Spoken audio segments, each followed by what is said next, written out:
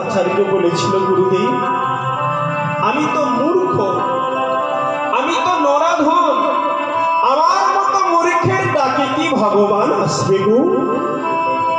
মাধবেন্দ্র পুরী মহারাজ বলেছিল, অদ্বৈত ভগবান তো সবার, ভগবান কাঙালের ঘরে যেতে পারে, ভগবান কাঙালের ঠাকুর, ভগবান দই রসগোল্লা সন্দেশ চাই না, ভগবান চাই শুধু ভক্তি। এই ভক্তি করে যদি তাকে কেউ একবার ডাকতে পারে, তার সন্দেশ রসগোল্লা লাগে না, ভগবান তাতেই সন্তুষ্ট হয়ে যায়। তাই তুমি এক কাজ করো, যদি ডাকতেই হয় এই 3 তুলসীর পাতা আর নয়নের জল দিয়ে হা গৌর বলে ডাকো, দেখবে তোমার ডাকে সেই কৃষ্ণ গৌর হয়ে এসে নবদ্বীপে ধরা দেবে। গৌর গৌর বলো সবে, প্রেমানন্দের উদয় হবে। আয় নামেতে জনম ধন্য হবে। তোমরা গৌর গৌর বলো সবে, আনন্দে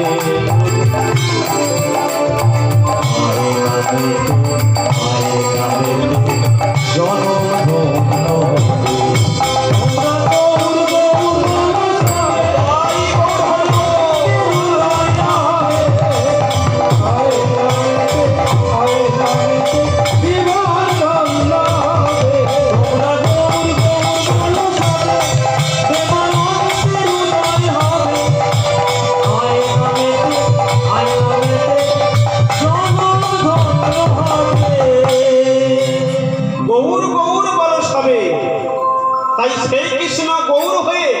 আজকে নবদ্বীপে এসে হরিনাম বিতরণ করছে।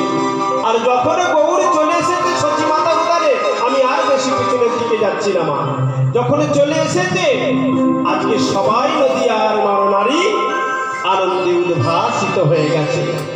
আর আনন্দে উদ্ভাসিত হয়ে সবাই গৌরকে পেয়ে আনন্দে মাতোয়ারা হয়ে গেছে। আরেক নাগরীকে বলছে, নদীয়ার রে আজ আমাদের গৌর এলো রে, চলো চলো চলো সবাই আনন্দ গৌর এলো রে, সোনার নদিয়ায় উলুধ্বনি শঙ্খধ্বনি আমাদের গোরা এলো রে। গৌর এলো রে, সোনার নদিয়ায় উলুধ্বনি শঙ্খধ্বনি শব্দ শোনা যায়। আমাদের গৌর এলো রে, সোনার নদিয়ায় উলুধ্বনি শঙ্খধ্বনি শব্দ শোনা যায়। আমাদের গৌর এলো রে, গৌর এলো রে, সোনার নদিয়ায় উলুধ্বনি শঙ্খধ্বনি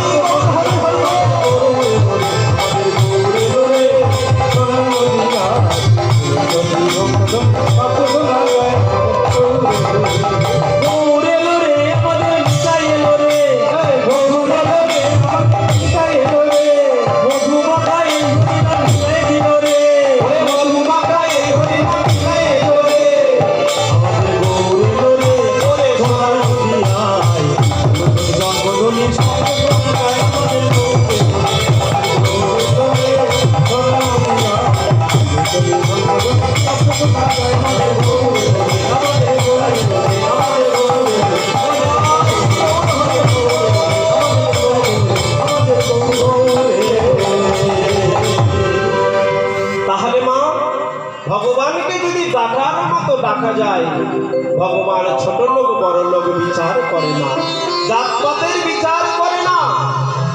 ভগবান গৌর হয়ে নবদ্বীপে এসে সবাইকে করে দিয়েছে, তাহলে সে তো জাতপাতের বিচার করে।